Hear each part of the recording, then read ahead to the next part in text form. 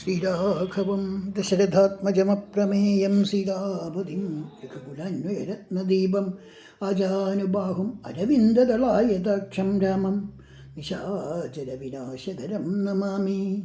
യത്ര യത്ര രഘുനാഥകീർത്തനം തത്ര തത്ര കൃതമസ്തകാഞ്ജലിം ബാഷ്പവാരി പരിപൂർണലോചനം മാരുതിം നമത രക്ഷസന്തകം.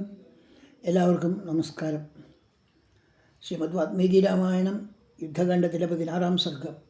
രാവണൻ വിഭീഷണനുമായിട്ട് സംസാരിക്കുകയാണ്. ആ വിഭീഷണനെ രാവണൻ വളരെ പരുഷമായ വാക്യങ്ങൾ സംസാരിക്കുന്നു. അതിൻ്റെ ശേഷം വിഭീഷണൻ രാജ്യം വിട്ടു പോവുകയും ചെയ്യുന്ന കഥയാണ് ഇവിടെ വർണ്ണിക്കുന്നത്. വളരെ യുക്തിയുക്തമായിട്ടാണ് വിഭീഷണൻ രാവണനോട് വാക്കുകൾ പറഞ്ഞത്. പക്ഷേ അതുകൊണ്ട് കുപിതനായിട്ട് രാവണൻ വിഭീഷണനോട് പറയാൻ ആരംഭിച്ചു. ശത്രുവിൻ്റെ കൂടെ താമസിക്കാം, കോപം പൂണ്ട പാമ്പിൻ്റെ കൂടെയും താമസിക്കാം, എന്നാൽ സുഹൃത്താണ് എന്ന പേരിൽ ശത്രുവിനെ സേവിക്കുന്നവനോടൊത്ത് താമസിക്കാൻ പറ്റില്ല. അല്ലെ രാക്ഷസ, ലോകം എമ്പാടുമുള്ള ബന്ധുക്കളുടെ സ്വഭാവം എനിക്കറിയാം. ബന്ധുക്കൾക്ക് എന്തെങ്കിലും വിഷമം ഉണ്ടായാൽ ഇവരെല്ലാവരും സന്തോഷപ്പെടുകയാണ് ചെയ്യുന്നത്. മുഖ്യനും സമർത്ഥനും വിദ്വാനും ധർമ്മിഷ്ഠനുമായ വിഭീഷണ, ഈ ബന്ധുക്കൾ പരസ്പരം അപമാനിക്കുന്നു, ശൂരന്മാരായിട്ടുള്ളവരെ ഇടിച്ചു താഴ്ത്താൻ വേണ്ടി ശ്രമിക്കുന്നു, പരസ്പരം സ്നേഹമൊക്കെ ഭാവിക്കും, പക്ഷേ ആപത്ത് കാലത്ത് ചതിക്കും, ഉള്ളിലിരിപ്പ് ഒരിക്കലും പുറത്ത് കാണിക്കുകയില്ല. അങ്ങനെയുള്ളവരാണ് ജ്ഞാതികൾ എന്ന് പറയപ്പെടുന്നത്. പത്മവനത്തിൽ പണ്ട് ആനകൾ ചൊല്ലിയ ശ്ലോകങ്ങൾ കേട്ടിട്ടുണ്ട്. കയറേന്തിയ മനുഷ്യരെ കണ്ട് അവർ ചൊല്ലിയത് ഇങ്ങനെയാണ്. ഞാൻ അതിൻ്റെ താല്പര്യം പറയാം. തീയോ മറ്റ് ആയുധങ്ങളോ കയറുകളോ അല്ല നമുക്ക് ഭയഹേതുക്കൾ. സ്വാർത്ഥപ്രയുക്തരും ഘോരന്മാരുമായ ബന്ധുക്കൾ തന്നെയാണ് നമുക്ക് ഭയകാരികൾ. പിടികൂടാനുള്ള ഉപായം ഇവർ ചൊല്ലിക്കൊടുക്കും, സംശയമില്ല. അങ്ങനെയാണല്ലോ ആനകളെയൊക്കെ മറ്റേ കുഴിയിൽ നിന്നൊക്കെ കയറ്റിക്കൊണ്ടുവരുന്നതൊക്കെയുള്ള അങ്ങനെയുള്ള ആനകളാണ് ഞാനല്ലോ. നമുക്ക് ഏർപ്പെടുന്ന ഭയങ്ങളിൽ ഏറ്റവും കൂടുതൽ കടുത്തത് ഈ ഇത്തരം ബന്ധുക്കളോടുള്ള ഭയമാണ്. പശുക്കളിലെ ഐശ്വര്യവും സ്ത്രീകളിലെ ചപലതയും ബ്രാഹ്മണരിൽ തപസ്സും നിലനിൽക്കുന്നു. അതുപോലെ ജ്ഞാതികളിൽ ഭയവും നിലനിൽക്കുന്നു എന്നാണ് പറയുന്നത്. അഭിജാതനും ലോകസംസ്കൃതനുമായ ഞാൻ ശത്രുക്കളുടെ മൂർധാവിൽ വസിക്കുന്നതായി പ്രഭാവം അല്ലേ സൗമ്യ, നിനക്ക് തീരെ രുചിക്കുന്നുണ്ടാവില്ല. താമരയിലയിൽ വീണ വെള്ളത്തുള്ളികൾ എങ്ങനെ അതിൽ ഒട്ടി നിൽക്കാതിരിക്കുന്നുവോ അതുപോലെ ആണ് നിന്നെപ്പോലുള്ള വ്യക്തികളുടെ സൗഹൃദവും. ശരത്കാലത്തിലെ കർമ്മേഘങ്ങൾ ഇടിവെട്ടി പെയ്താലും മണ്ണിന് യാതൊരു നനവും ഉണ്ടാവാത്തതുപോലെയാണ് നിങ്ങളെപ്പോലുള്ളവരുമായുള്ള സൗഹൃദം കൊണ്ടുണ്ടാകുന്നത്. വണ്ട് കൊതി കൊണ്ട് തേൻ നുകർന്നിട്ട് അവിടെ നിൽക്കാതെ പോകുന്നത് പോലെയാണ് നിജന്മാരും.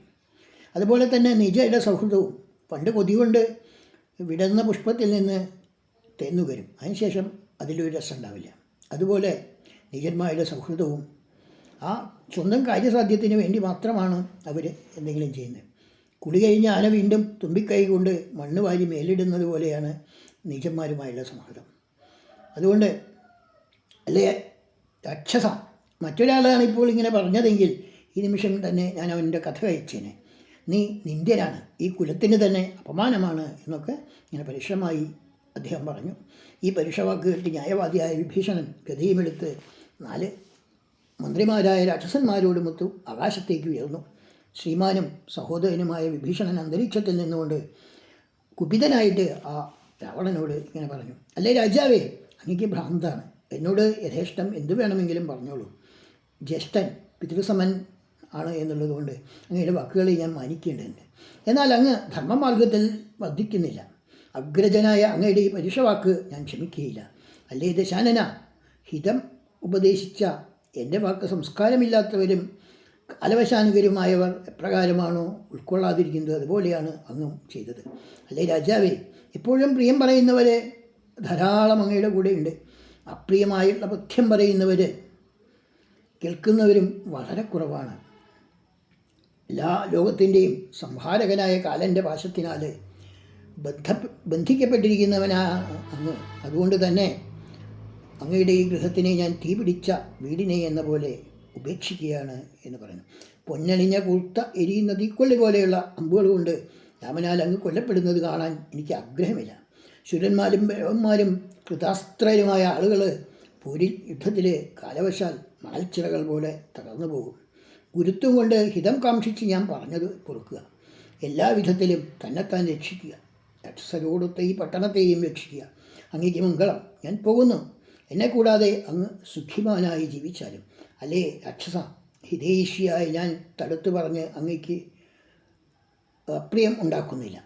ആയുസ് തുടങ്ങിയ ആളുകൾ ആപത്കാലത്ത് സുഹൃത്തുക്കൾ പറയുന്നതൊന്നും കേൾക്കുകയില്ലല്ലോ എന്നൊക്കെ ഇങ്ങനെ രാവണനോട് ഹിതവും ആയിട്ടുള്ള കാര്യങ്ങൾ ഉപദേശിച്ചതിന് ശേഷം ആ വിഭീഷണൻ അവിടെ നിന്നും രാമനെ ശരണം പ്രാപിക്കാനായിട്ട് യാത്ര ആരംഭിച്ചു എന്ന് പറഞ്ഞുകൊണ്ടാണ് ഈ സർഗം ഇവിടെ സമർപ്പിക്കുന്നത്. എല്ലാവർക്കും